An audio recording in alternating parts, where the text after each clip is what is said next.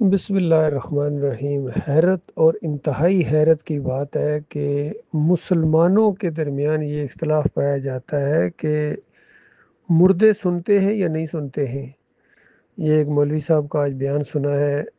یہی والی تصویر انہوں نے لگائی ہوئی تھی قبرستان کی، اور حضرت صاحب ثابت کہہ رہے ہیں کہ یہ مردہ زندوں سے بھی زیادہ سنتا ہے۔ اندازہ لگائیے بھائی، جب روح نکلتی ہے، چاہے مسلمان کی نکلے چاہے کافر کی نکلے، یہ قیامت سے پہلے اس جسم کے اندر دنیا میں نہیں واپس آ سکتی ہے، ایک برزخ حائل ہو جاتا ہے۔ ایک لمحے کے لیے بھی اگر کوئی عقیدہ رکھتا ہے کہ یہاں واپس آ جاتی ہے اس جسم کے، اس کا کنیکشن ہو جاتا ہے،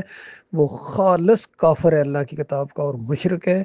اور شرک پھیلانے والا ہے، کیونکہ شرک اسی فلسفے کے اوپر کھڑا ہے کہ بابا جی زندہ ہیں، سنتے ہیں، دیکھتے ہیں، پہچانتے ہیں۔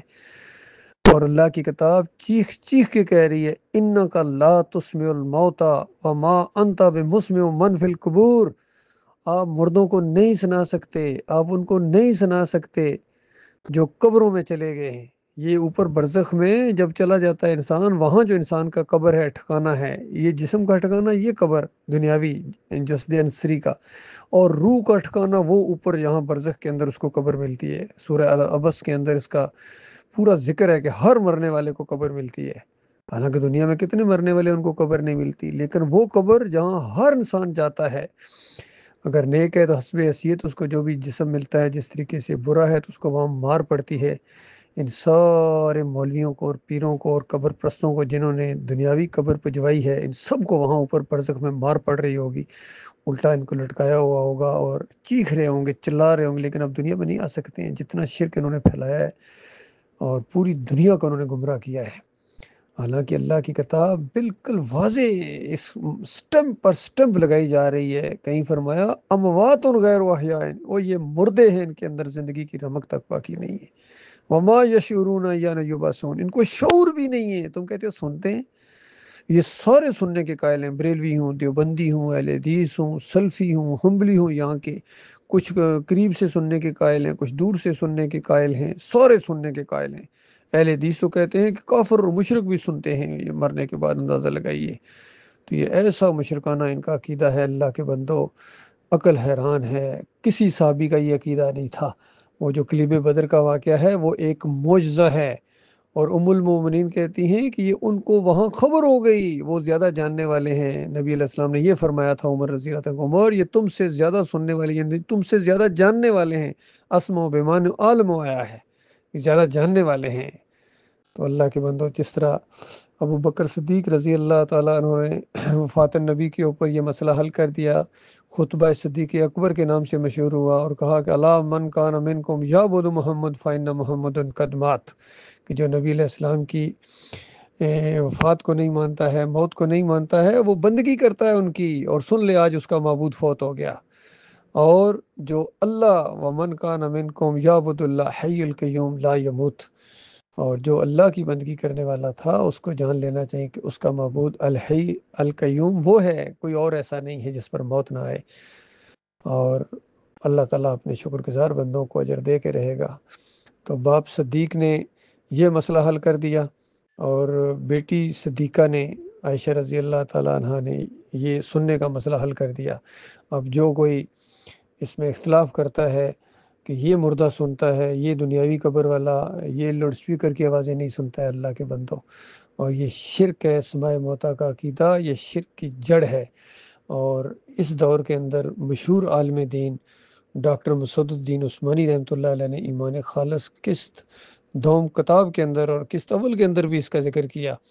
اور سارے ان قبر پرستوں کا تیا پانچا کر دیا اس اللہ کے بندے نے، چاہے احمد ابن حنبل ہوں، ابن تیمیہ ہوں، ابن قیم ہوں، ابن حجر اسقلانی، جتنے یہ سماع موتا کے قائل رہے ہیں، ان سب کو کافر اور مشرک قرار دے دیا، فتویٰ لگایا ان کے اوپر اللہ کی کتاب کا اور نبی علیہ السلام کی صحیح حدیث۔ نبی علیہ السلام نے فرمایا کل ابن آدم یاکل التراب الا اجن ذنب، آدم کے ہر بچے کو مٹی کھاتی ہے، سوائے ریڑھ کی ہڈی کا ایک ذرہ ہے جو برباد نہیں ہوتا، باقی سارا جسم زمین کے اندر گلتا ہے، سڑتا ہے، مٹی کے ساتھ مٹی ہو جاتا ہے۔ اور مسند احمد بن حنبل اور دوسری جو روایتیں آئی ہیں، یہ کہ زمین کے اوپر اللہ نے حرام کیا ہے کہ انبیاء کے جسموں کو نہ کھائے، یہ منکر روایت ہے، امام بخاری نے اس کو منکر روایت ثابت کیا ہے، قرآن کے خلاف روایت ہے یہ۔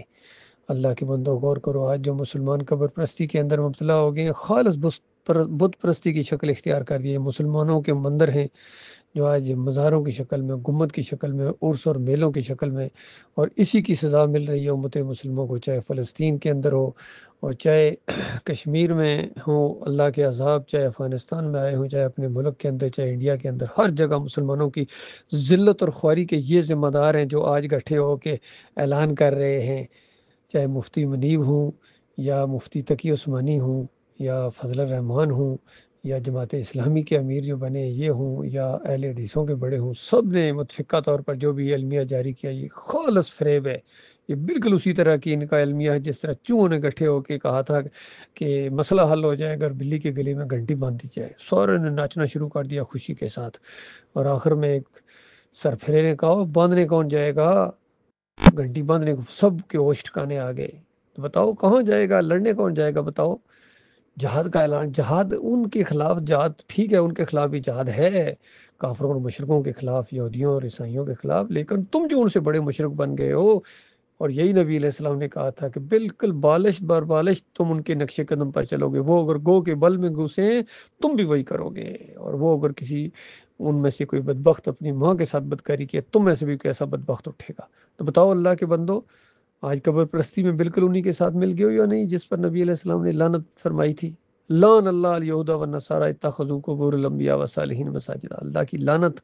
ان یہودیوں کے اوپر، ان عیسائیوں کے اوپر، انہوں نے اپنی انبیاء اور صالحین کی قبروں کو سجدہ گاہ بنا لیا۔ بتاؤ آج مسلمان یہ کر رہے ہیں یا نہیں کر رہے ہیں؟ بالکل وہی کام۔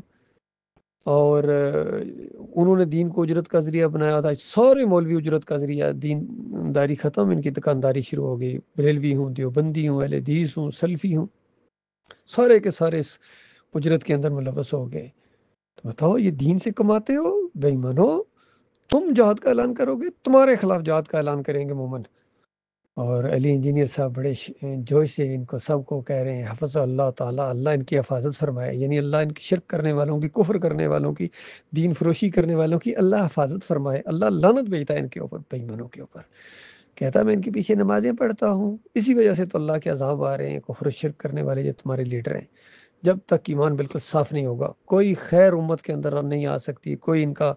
عمل اللہ کے قابل، ان کے اوپر نماز فرض نہیں ہے، یہ جہاد کیا کریں گے؟ ان کے اوپر روزے فرض نہیں ہیں، ان کے اوپر صرف آگ فرض ہے، جہنم کی آگ کا لاوا جس کے اوپر ان کو ہمیشہ اس کے اندر جانا ہے، کیونکہ اب یہ امام کیا، اب یہ مقتدی بننے کے لائق نہیں رہے۔ اللہ کے بندو یہ باتیں تلخ ضرور ہیں لیکن یہ حقیقت ہے، مانو گے اپنا بھلا کرو گے، اور نہیں مانو گے تو جتنے لاکھوں کروڑوں اربوں خربوں جہنم کے آگ کا ایندھن بن چکے ہیں تم بھی بنتے جاؤ گے۔ اب تم ایمان کے اہل نہیں رہے ہو، اربوں کو اللہ نے عزت دی تھی ایمان کی وجہ سے، لیکن سب سے بڑے غدار آج اس ایمان کے، توحید کے اور گنبد کے پجاری یہ عرب بن گئے ہیں، اور اجمی بھی اسی کو دلیل پکڑ کے اسی راستے پر چل پڑے ہیں۔ جس طرح پہلے اہل کتاب امتوں کے اوپر اللہ کے عذاب آئے تھے، سورہ بنی اسرائیل کا پہلا رکوع پڑھو، مالک نے اعلان کیا تھا کہ 2 مرتبہ تمہارے اوپر اللہ کا عذاب آئے گا اسی شرک کی وجہ سے، اور جب تم توحید کی طرف آئے پھر اللہ نے وہ عذاب ٹالا ہے۔ جب تک یہ امت مسلمہ ایمان خالص کی طرف نہیں آتی ہے، توحید کی طرف نہیں آتی ہے، شرک سے بیزاری کا اعلان نہیں کرتی ہے، گنبد پرستی سے، قبر پرستی سے، پیر پرستی سے، جمہوریت پرستی سے، وطن پرستی سے یہ بیزاری کا اعلان نہیں کرتی اور اللہ کی طرف آئے، بالکل اپنی غلطی مان کر اپنے مالک کو پکارے، جب تک ان کے اوپر کوئی خیر اللہ نازل نہیں کرے گا۔ یہ اللہ کی کتاب کا اور نبی علیہ السلام کی حدیث کا، اور پوری زندگی نبی علیہ السلام اور صحابہ اکرام کی زندگیاں اس بات کے اوپر گواہ ہیں۔ اللہ کے بندوں کیسی شاندار تمہاری تاریخ ہے، لیکن آج اپنے آپ کو دیکھو، قرآن جن یہودیوں نصارہ کا ذکر کرتا ہے وہ بالکل اسی طرح نظر آتے ہیں، اور قرآن جن مسلمانوں کا ذکر کرتا ہے آج یہ مسلمان اس طرح بالکل نظر نہیں آتے ہیں، بلکہ یہ نظر آتے ہیں اسی طرح جس طرح قرآن جن کا رد کرتا ہے حرام خوروں کا، یہ آج کے مسلمان بالکل اس کی زد میں آتے ہیں۔ وما یؤمن اکثرهم باللہ الا وهم مشرکون، اکثریت اس طرح ایمان لاتی ہے کہ ہوتے مشرک ہیں۔ یہ مسئلہ ہے اصل اللہ کے بندوں۔